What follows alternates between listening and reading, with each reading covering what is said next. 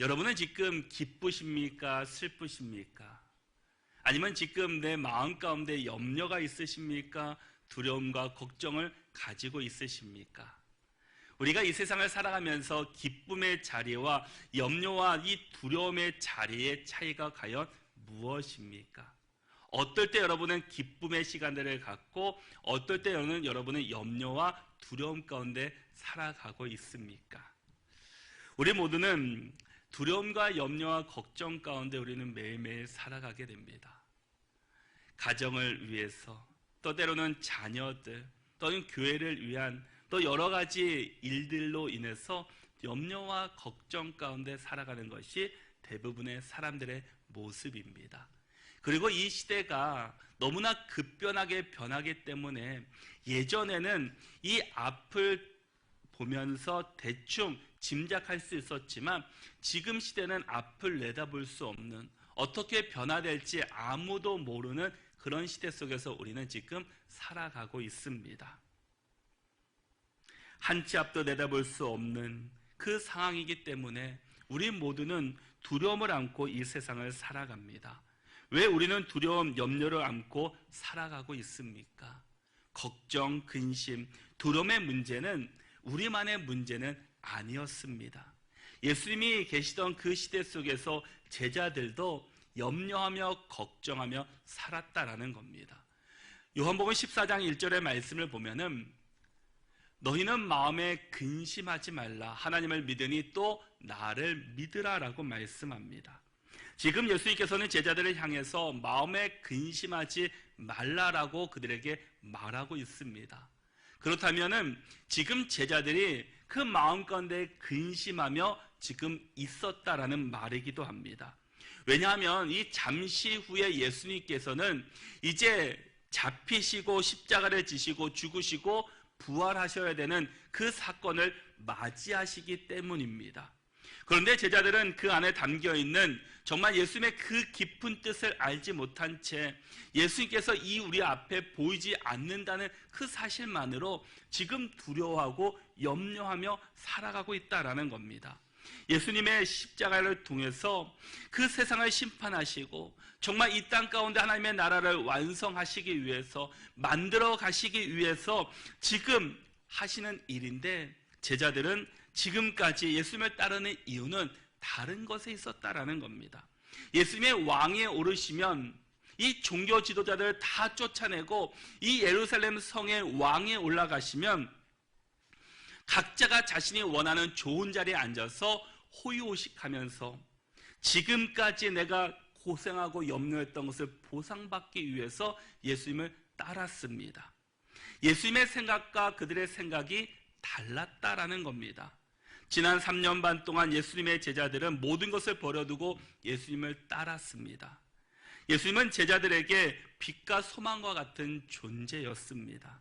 그러니 예수님께서 조금 있으면 나를 보지 못하리라 라는 이 말씀 앞에 이 제자들이 얼마나 절망했겠습니까? 내가 지금까지 예수님을 따라간 이유, 그 목적은 이것이 아닌데 예수님께서 다른 말씀을 하시니 얼마나 마음 가운데 두려움이 있었겠냐라는 겁니다. 제자들은 깊은 근심과 두려움에 쌓이게 되었습니다. 예수님의 말씀을 들은 제자들은 매우 혼란스러웠습니다. 그래서 16절의 말씀을 보니까 조금 있으면 너희가 나를 보지 못하겠고 또 조금 있으면 나를 보리라 하시니라고 주님께서 말씀해 주셨습니다. 지금 제자들은 예수님께서 십자가를 지시고 죽으시고 이 부활할 것이라는 예수님의 말씀을 도저히 이해하지 못했다라는 겁니다. 이 말씀이 무슨 말씀인가? 이 말씀이 무슨 뜻인지 전혀 알지 못한 채 그냥 우리를 떠나가시는구나, 이제 다시는 우리가 주님을 볼 수 없겠구나 라는 그런 생각만을 가지게 되었다라는 겁니다. 이제 몇 시간 후에 있으면 예수님은 십자가에서 죽으시고 다시금 성경이 말씀하신 대로 부활하셔서 제자들에게 나타나셔서 그들에게 보여주실 것입니다. 그런데 제자들은 이해도 못하고 받아들이지도 못하고 있었다라는 겁니다. 왜냐하면 예수님께서는 제자들과 동거동락하면서 십자가와 부활에 대해서 말씀해 주셨지만 제자들은 예수의 말씀을 듣기는 듣지만 자신들의 생각과 자신들의 판단에 의해서 그것을 해석하고 내가 옳은 대로만 기억했다라는 겁니다. 어찌 보면 우리도 하나님의 말씀을 똑같이 다 받지만 그 말씀이 자신의 입장과 자신의 생각에 따라서 그것을 받아들이는 사람도 있을 겁니다. 예수님께서는 십자가와 부활을 앞에 두고 제자들에게 말씀하셨다라는 겁니다. 말씀을 마치면 십자가에 못 박혀 죽으셔서 그 제자들은 이제 예수님을 볼 수 없지만 성경이 예수께서 말씀하신 대로 3일 만에 부활하셔서 그들에게 나타나시겠다고 말씀해 줍니다. 그런데 이 말씀을 전혀 이해하지 못했던 제자들은 이 예수님의 말씀이 무슨 뜻인지 서로 묻고 반문하고 있습니다. 이 모습을 보신 예수님께서 19절과 20절에서 이렇게 말씀하십니다. 우리 19절과 20절 말씀을 먼저 19절의 말씀을 같이 한번 읽어보도록 하겠습니다. 19절 말씀 함께 읽겠습니다. 예수께서 그 묻고자 함을 아시고 이르시되 내 말이 조금 있으면 나를 보지 못하겠고 또 조금 있으면 나를 보리라 하므로 서로 문의하니라. 아멘. 조금 있으면 나를 보지 못하겠고 라고 말씀하시는 것은 이 주님의 십자가의 죽음을 말씀하신 겁니다. 그리고 또 조금 있으면 나를 보리라 말씀하신 것은 주님의 부활을 우리에게 말씀해 주고 있습니다. 그렇게 십자가 위에서 처참하게 돌아가신 그 주님의 죽음으로 인한 제자들은 이 애통과 근심이 부활하신 주님을 만남으로 오히려 더 큰 기쁨을 얻게 될 것이라고 그들에게 말씀하고 있습니다. 그러기에 너희가 애통하며 근심할 필요가 없다라는 겁니다. 그것들로 인해서 두려워할 필요가 없다라는 겁니다. 이 말씀을 동일하게 지금 우리에게도 말씀해 주고 있습니다. 너희가 지금 두려워하고 염려할 필요가 없다라는 겁니다. 너희가 주님 다시 오시는 날에 또 주님 만나는 그때 너희가 더 큰 기쁨을 얻게 될 것이라고 말씀하고 있습니다. 그런데 왜 우리는 이 두려워하며 근심하며 살아가고 있습니까? 우리의 참된 주인 되시는 예수 그리스도로 올바로 바라보지 않기 때문입니다. 눈에 보이는 것을 우리가 따라가기 때문입니다. 그러기에 우리가 두려워하고 염려하고 걱정과 근심 속에 살아갈 수밖에 없습니다. 왜? 우리의 중심이 하나님이 아닌 세상이기 때문입니다. 왜 세상 가운데 있으면 우리가 두려움 가운데 살아갈 수밖에 없습니까? 세상은 고정되어 있는 것이 아니라 완전한 것이 아니라 변화되기 때문입니다. 세상은 계속해서 변화됩니다. 지금이 완전하고 끝인 것 같지만 또 지나면 또 새로운 것들이 계속해서 발견되기 때문입니다. 그러나 예수님은 이전에도 계셨고 지금도 계시고 앞으로 그 자리에 계시는 분이시기 때문입니다. 늘 우리와 함께 하시고 우리를 붙잡아 주시는 분이기 때문에 우리가 누구를 붙잡느냐에 따라서 늘 근심과 걱정 가운데 살아갈 수 있고 우리가 누구를 붙잡느냐에 따라서 늘 기쁨 가운데 살아갈 수 있게 된다라는 겁니다. 제자들이 예수님을 따르는 이유는 온전한 십자가 예수 그리스도의 부활을 바라본 것이 아니라 예루살렘에 있는 종교 지도자를 다 쫓아내고 예수님의 왕에 오르시면 어떤 제자는 나는 예수님의 우편에 나는 예수님의 좌편에 앉겠다라고 각자 좋은 자리에 앉아서 지금까지 고생한 것들을 수고한 것들을 보상받기 위해서 이제 남들 앞에 자신을 드러내기 위한 그런 자리로 예수님을 따라왔기 때문입니다. 그러니 예수님의 그 말씀 앞에 그들이 흔들릴 수밖에 없었습니다. 염려와 근심, 두려움 가운데 붙잡힐 수밖에 없었다라는 겁니다. 그런데 예수님께서 이 땅에 오신 목적은 바로 이 십자가와 부활을 통해 인류를 구원하시기 위해서 이 땅에 오셨습니다.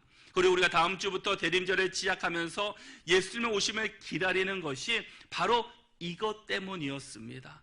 우리가 죄 가운데 살았기 때문에, 죄의 인생이기 때문에 우리가 죄로 인해서 구원받지 못하는 악인이었지만, 예수 그리스도가 이 땅 가운데 오심으로 인해서 십자가를 지시고 부활하심으로 말미암아 우리의 모든 죄인된 우리의 죄를 사하여 주시고 구원해 주셨습니다. 예수님이 이 땅에 오시지 않고 이 십자가 부활의 사건이 없었다면 우리는 구원의 은혜를 경험하지 못할 것입니다. 다른 종교나 별반 차이가 없다라는 겁니다. 지금 이 제자들의 목적이 바로 달랐습니다. 그들은 눈앞에 있는 것을 쫓아왔고 눈앞에 있는 것을 보상받기 위해서 지금까지 달려왔습니다. 그런데 예수님께서는 그 오신 목적과 달랐기 때문에 이 제자들은 염려할 수밖에 없고 걱정, 근심 가운데 사로잡힐 수밖에 없게 되었습니다. 예수님이 십자가에서 죽으시면 이제 우리가 종교 지도자들에게 핍박을 받고 어려움을 겪을 것이라는 그 두려움 가운데 있었다라는 겁니다. 예수님의 마음과 그들의 생각이 다르니 그들이 어떻습니까? 근심하며 걱정하며 염려하며 살아갈 수밖에 없게 된 것입니다. 우리도 마찬가지입니다. 왜 염려하고 근심하십니까? 왜 우리가 예수님을 믿으면서도 걱정과 두려움 가운데 사로잡혀 있습니까? 기쁨보다는 더 슬픔을 많이 겪고 있습니까? 예수님의 뜻과 다른 삶을 살아가려고 하기 때문입니다. 우리가 예수님의 뜻 가운데 예수님의 말씀 앞에 순종하며 예수께서 이끄시는 삶을 살아가야 되고 주님의 중심으로 살아가야 되는데 우리가 다른 것을 바라보고 살아가고 있기 때문입니다. 그래서 20절의 말씀에서도 예수께서 이렇게 말씀하십니다. 내가 진실로 진실로 너희에게 이르노니 너희는 곡하고 애통하겠으나 세상은 기뻐하리라. 너희는 근심하겠으나 너희 근심이 도리어 기쁨이 되리라 라고 말씀합니다.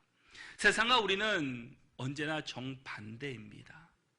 세상과 우리는 서로 대척점을 서 있습니다.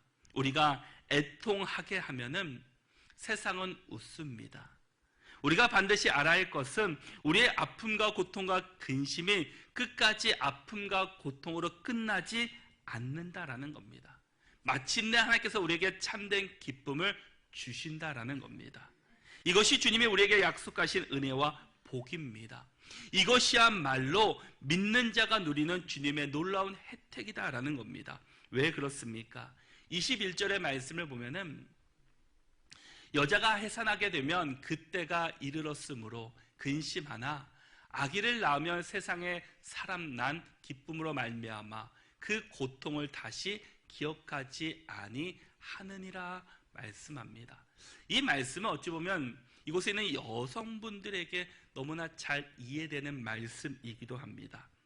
여자가 아이를 낳는 해산의 고통이라는 것은 온몸, 온 뼈가 으스러지는 고통이라고 합니다.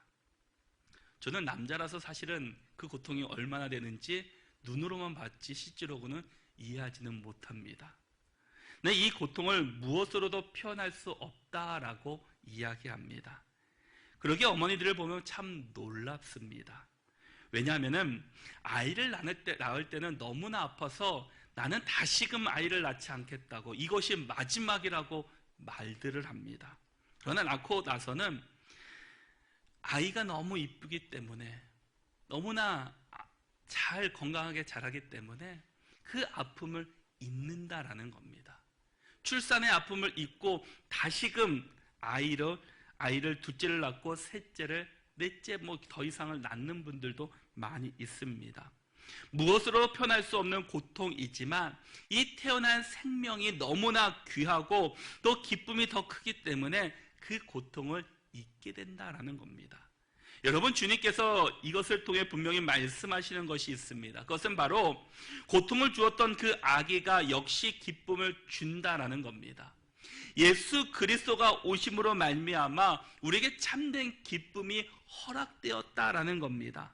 그렇다고 해서 그 기쁨이 우리 자녀들을 낳고 그 기쁨이 평생 가느냐? 그것은 아닐 겁니다. 우리에게 큰 기쁨을 주었던 이 아이가 자라면서 부모에게 때로는 고통과 때로는 근심을 안겨주기도 합니다. 또 부모를 슬프게도 합니다. 왜 그렇습니까? 인간은 불완전하기 때문입니다.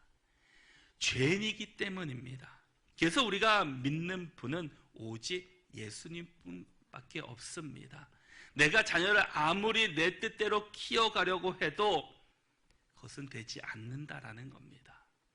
제가 좋아하는 라디오 프로가 하나 있습니다. 매주 화요일마다 오후 한 5시가 되면은 FM에서 그 어려운 가정들을 상담하는 그런 코너가 있습니다. 그 코너를 들으면서 한 번은 그런 이야기를 합니다. 엄마와 자녀가 늘 싸우는 겁니다.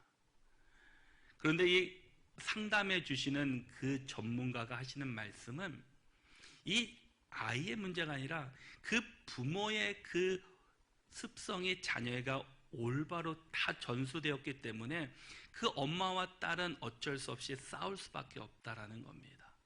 엄마가 변하지 않으면 아이는 그렇게 살아간다라는 겁니다. 우리가 자녀를 잘 키우려고 모든 분들이 노력합니다. 또 많은 수고도 하고 좋은 것을 주려고 몸부림칩니다. 부모가 희생하면서까지 먹지 않으면서까지 하고 싶은 걸 절제하면서 자녀들에게 다 베풀어 줍니다. 그럼에도 불구하고 자녀들이 부모의 뜻대로 자라지 않는다라는 겁니다. 왜냐? 잘 보면은 부모의 그 자녀들의 모습과 습관을 보면은 그 부모의 모습이 자연스럽게 드러나게 됩니다. 그래서 유치원 선생님들이 보면은 이 아이들을 보면은 부모가 어떤 모습이구나, 또 부모가 집에서 어떻게 행동하는구나라는 것을 잘 알 수 있다고 합니다. 그것처럼 우리 부모가 먼저 변화되지 않고 부모가 먼저 주님 앞에 올바로 서지 않으면 우리의 자녀들도 올바로 설 수 없다라는 겁니다. 그래서 부모가 먼저 변화해야 되고, 자녀가 나의 소유물이 아니라 하나님께서 맡겨주신 그 소유물을 기억하면서 우리의 자녀들을 하나님께 내어놓을 수 있는, 또 우리 자녀들이 그 하나님 안에서 잘 성장할 수 있도록 우리는 인도해야 할 것입니다. 그러게 불완전하고 유한한 것은 일시적인 것은 기뻐할 수는 있지만 결코 변함없는 기쁨의 원천이 될 수는 없다라는 겁니다. 유한하고 불완전한 만큼 고통과 괴로움의 원인이 되고 맙니다. 그래서 22절의 말씀에서도 지금은 너희가 근심하나 내가 다시 너희를 보리니 너희 마음이 기쁠 것이요 너희 기쁨을 빼앗을 자가 없으리라 라고 말씀합니다. 나에게 근심과 슬픔의 원인이었던 그것이 변하여 기쁨의 원인이 된다라는 겁니다. 우리 앞에 놓여있는 이 근심과 이 슬픔, 고통, 고난이 변하여 그것이 우리의 축복의 통로가 된다라는 겁니다. 나의 죽음이 너희의 근심이 되었지만 동시에 그것이 변하여 너희의 기쁨이 될 것이다 라고 말씀합니다. 과연 여러분들이 지금 근심하고 있는 것들이 무엇입니까? 질병입니까? 가정, 자녀, 직장의 문제이십니까? 주님의 말씀은 내가 지금은 그것들로 인해서 근심하고 있으나 그럼 내가 다른 것들로 기쁨을 줄게라고 말씀하고 있지 않습니다. 여기서 주님은 나의 근심을 다른 것으로 대체함으로 위로를 주신다고 말씀하시는 것이 아니라 그 근심과 슬픔이 변하여 기쁨이 된다라는 겁니다. 왜냐하면 예수님 때문입니다. 우리가 어떤 그 환경에 있더라도 그것에 예수님께서 계시는 것과 없는 것은 큰 차이가 될 것입니다. 똑같은 환경이지만 그곳에 예수님이 계신 것과 없이 사는 것은 큰 기쁨과 큰 슬픔의 차이가 된다는 겁니다. 우리에게 저주가 되었던 것이 예수 그리스도의 십자가로 인해서 그 저주가 복으로 바뀌게 될 것입니다. 언제 그렇습니까? 23절의 말씀은 그날에는 이라고 말씀합니다. 그날에는 아무것도 묻지 아니하리라 라고 말씀합니다. 그날은 1차적으로 주님이 부활하신 날입니다. 부활하신 주님을 보니 근심할 이유가 없었고 기쁨으로 충만할 것밖에 없습니다. 그러나 그날이 우리에게 언제입니까? 성경 우리에게 성령이 오시는 날입니다. 바로 주님을 만나는 날이고 주님을 고백하는 날이고 구원의 감격을 경험하는 날이었다라는 겁니다. 진리의 영이신 성령이 임하는 그날에는 진리로 우리를 인도하시는 그분으로 인해서 근심조차 기쁨으로 바뀌게 주실 것입니다. 여러분 예수님을 만나기 전과 후의 모습이 어떻습니까? 환경은 바뀐 것이 아무것도 없습니다. 때로는 더 큰 고난이 있습니다. 그럼에도 불구하고 예수님을 만남으로 인해서 성령님이 나를 찾아오심으로 인해서 나 환경은 바뀌지 않았지만 더 큰 기쁨과 은혜로 살아가는 분들이 참 많이 있습니다. 여러분, 우리가 슬픔 가운데 있는 것과 기쁨 가운데 있는 것은 우리의 마음의 문제요. 또 우리가 무엇을 바라보고 있느냐에 따라서 달라집니다. 그 마음을 다스리시는 분이 바로 성령님이시다라는 겁니다. 우리는 과연 어디에서 기쁨을 얻으려고 하십니까? 똑같은 상황임에도 불구하고 어떤 사람은 그것을 슬픔으로 받아들이는 사람이 있고 어떤 사람은 그것을 감사로 기쁨으로 받아들이는 사람도 있습니다. 왜일까요? 그 차이는 그 안에 예수님이 있는가 없는가의 차이입니다. 같은 일을 당해도 어떤 사람은 세상의 관점으로 바라보는 사람이 있고 어떤 사람은 주님의 관점으로 바라보는 사람이 있습니다. 제2차 세계대전 때 빅터 플랭크라는 이 유대인 정신과 의사가 있었습니다. 그는 나치 강제 수용소에서 수년간 고생하다가 전쟁이 끝나서 이제 다시금 자유를 얻게 되었고 자기가 수감하고 있는 그 동안에 있었던 많은 일들을 이 정신과 의사의 눈으로 그 책을 쓴 것이 있습니다. 그가 수용소에 갇혀 있을 동안에 함께 수감되었던 이 국제적으로 잘 알려져 있던 한 작곡가가 있었다고 합니다. 그 작곡가가 어느 날 그에게 다가와서 넌지시 이런 이야기를 하는 겁니다. 의사 양반, 내가 친히 할 말이 있습니다. 얼마 전에 아주 희한한 꿈을 내가 꾸었습니다. 꿈속에서 누군가 나에게 다가오더니 이렇게 말을 하는 겁니다. 알고 싶은 게 있으면 무엇이든지 물어보십시오. 제가 대답해 드리겠습니다. 그래서 그가 이런 질문을 했습니다. 과연 이 전쟁이 언제 끝납니까? 라고 물었다고 합니다. 그랬더니 그가 1945년 3월 30일에 끝날 거라고 말해 주었습니다. 이 말을 듣고 그가 되물었습니다. 언제 꿈꾼 것입니까? 라고 했더니 한 달 전에 꾼 꿈입니다. 라고 말합니다. 그들이 대화를 나누고 있었던 때가 이 45년 3월 초였습니다. 그러니까 20일만 있으면 전쟁이 끝나고 이 수용소의 철조망이 이제 문이 열리면서 그들이 곧 자유를 얻게 될 거라는 그 희망을 갖게 됩니다. 이 말하는 작곡가의 얼굴은 정말 희망에 찬 그 빛으로 가득했습니다. 그런데 웬일인지 시간이 흐르고 이제 3월 말이 다가옵니다. 이제는 이 수용소 문이 열릴 것 같은 그 시기가 왔더니 전혀 환경을 보면은 상황을 보면은 전혀 그럴 것 같지 않은 상황이었습니다. 물론 1945년에 그 제2차 세계대전이 끝난 것은 맞습니다. 그런데 수용소 안에서 볼 때는 전혀 변화의 조짐, 징조가 보이지 않았다라는 겁니다. 그러다 보니 이 작곡가의 마음이 초조하기 시작합니다. 30일을 하루 앞둔 29일에 결국 사고가 나고 말았습니다. 작곡가가 갑자기 고열이 나더니 쓰러져 버린 겁니다. 그 다음날 그는 의식을 잃고 행설수하다가 그만 세상을 떠나고 말았습니다. 병원에서 검사를 해봤더니 그 사인은 발진티푸스라는 그런 그 병균으로 인해서 죽고 말았습니다. 비터 프랭크는 이 사건을 이렇게 분석합니다. 사람이 희망을 가지고 있을 때는 몸의 면역 기능이 활발하게 작동하기 때문에 이 발진티푸스 균이 들어와도 그 균을 충분히 억제할 수 있다라는 겁니다. 그러나 이 작곡가의 경우 30일이 다 돼 가는데도 자신이 꿈꾼 것이 이루어지는 것 같지 않은 그 상황을 보면서 이 절망에 빠졌다라는 겁니다. 이제 도대체 무엇을 믿고 기대하며 살아갈까라는 그런 절망 가운데 살아갑니다. 그런 생각이 들자 그의 삶은 모두 송두리째 그 마음으로 그 절망과 염려와 근심 가운데 사로잡히게 됩니다. 그러자 몸에 있었던 면역 기능이 완전히 힘을 잃으면서 이 발진 티푸스균에 의해서 그 몸이 퍼져서 죽고 말았다라는 겁니다. 희망을 갖고 사는 사람은 몸의 그 면역 기능이 활발하게 움직이기 때문에 웬만한 일에도 꺾이지 않는다라는 겁니다. 그러나 희망을 잃어버린 사람은 아무리 어제 건강했다 해도 오늘을 자신할 수 없습니다. 그만큼 희망을 갖는 것은 생명이요, 희망을 잃는 것은 죽음을 의미한다라는 말입니다.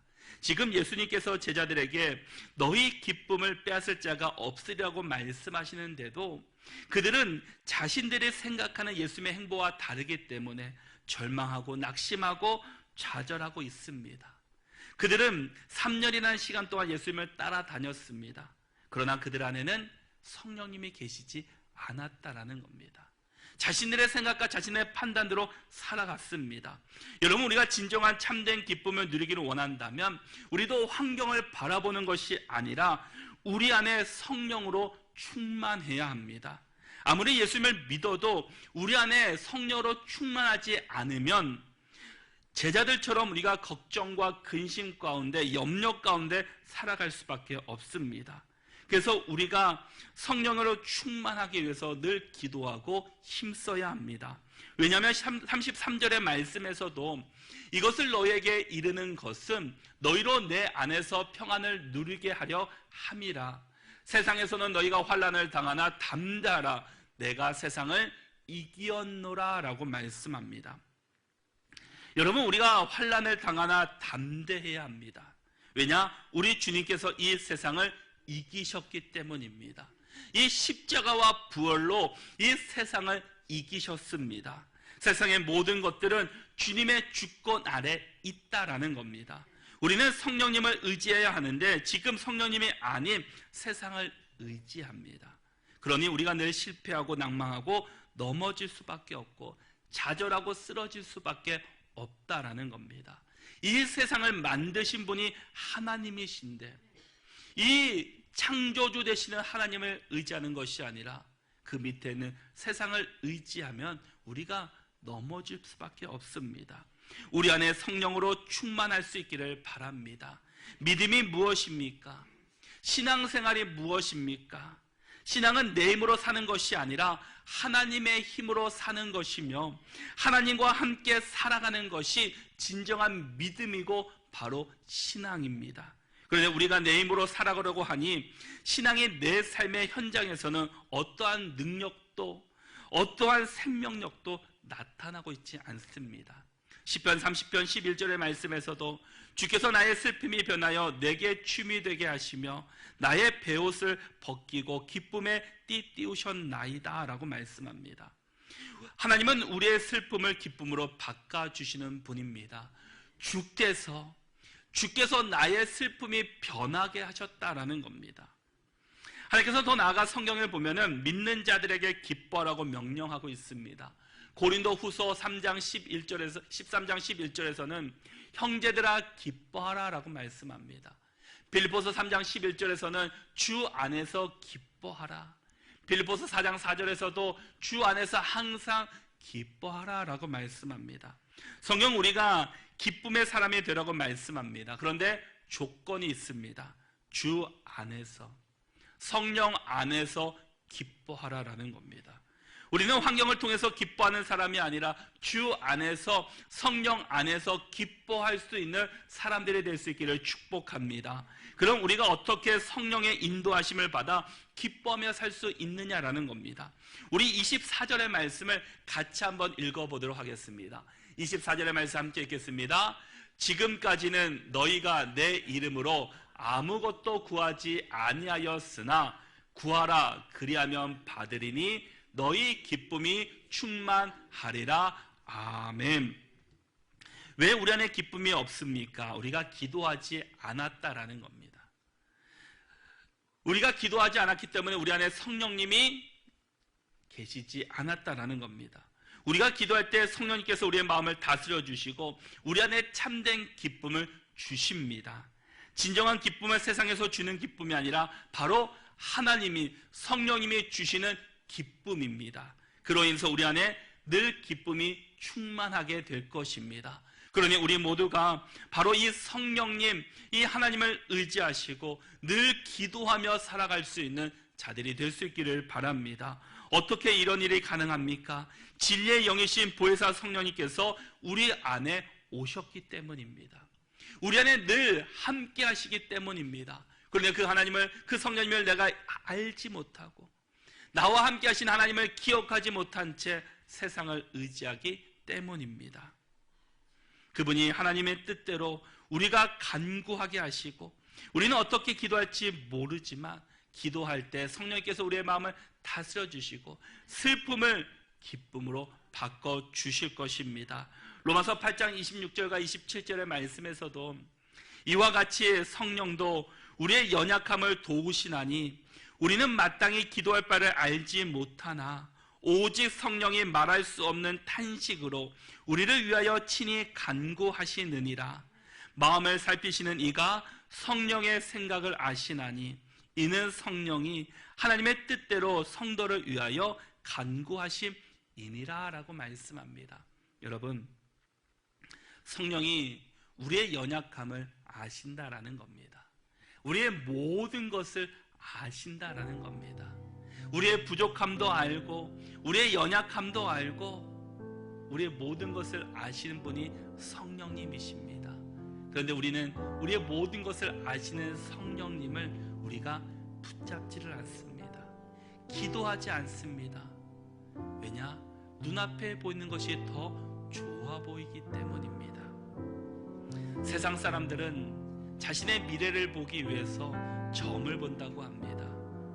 그런데 그 점을 보기 위해서 그 산골짜기도 찾아가고 더 멀리 있는 곳도 찾아가면서 그것을 알아가려고 합니다. 그런데 우리 성령님께서는 이미 우리를 찾아와 주셨습니다. 우리와 함께하고 계십니다. 그 성령님을 이 시간 다시 한번 우리가 만날 수 있기를 바랍니다. 내가 기쁘고 슬프고 근심하고 걱정하는 것은 다른 것이 아니라 우리 안에 성령님이 계시는가 아닌가를 우리가 다시 한번 기억할 수 있기를 바랍니다. 그래서 진리의 영이시고 우리의 모든 것을 아시는 성령님을 의지하시고 진정한 기쁨과 진정한 참된 기쁨을 세상에서 얻는 것이 아니라 성령님을 통해서 하나님 안에서 얻을 수 있는, 그래서 우리 모두가 한 주간도 주 안에서 기쁨과 성령의 충만함으로 살아가는 우리 모두가 다 되시기를 바랍니다.